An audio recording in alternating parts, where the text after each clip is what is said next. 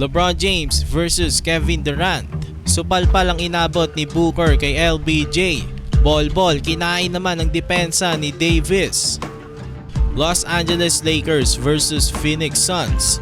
Last meeting na ito ni LeBron James at Kevin Durant ngayon sa regular season.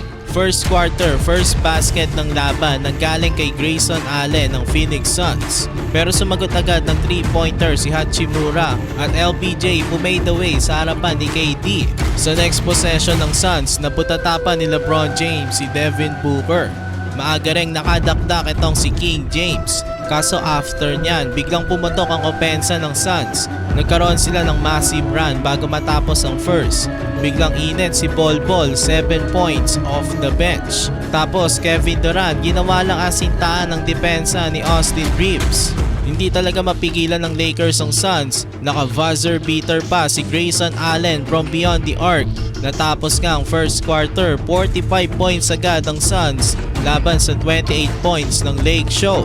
Second quarter, naka 7-2 nating run ng Lakers sa simula ng second frame. Napatimeout tuloy agad ang Suns dahil baba na lang sa 10 points ang kanilang kalamangan, 45-35. Off the timeout, rumispond ng back-to-back 3-pointers ang Suns mula kay Royce O'Neal at Grayson Allen. Pero nakadakdak na naman si LeBron James. Tapos may palabas pa kay Anthony Davis. Nagpatuloy lang ang run ng LA, LeBron James bully mode sa low post. Tapos naka-transition 3 naman si Taurean Prince. Baba na lang sa 9 points ang kalamangan ng Suns, 56-47. Ball kinain naman ang depensa ni AD.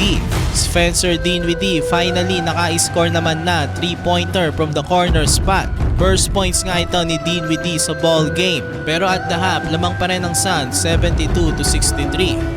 Third quarter, Austin Reeves sinimulan agad ang second half sa kanyang 3-pointer. Baba na lang sa 6 points ang kalamangan ng Suns. Kaya lang pamatay si KD sa kanyang mid-range jump shot.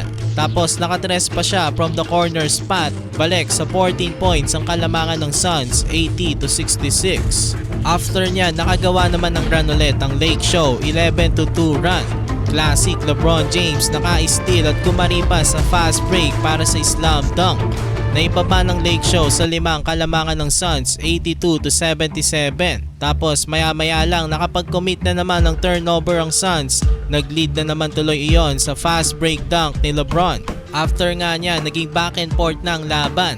Natapos ang third quarter, lamang pa rin ang Suns pero 5 points na lang, 95-90. Fourth quarter, nakailang turnovers agad ang Lakers sa simula ng quarter. Kaya medyo nakalayo na naman ang Suns. Buti na lang si LeBron James nag-take over na, nakadalawang sunod na 3 si King James.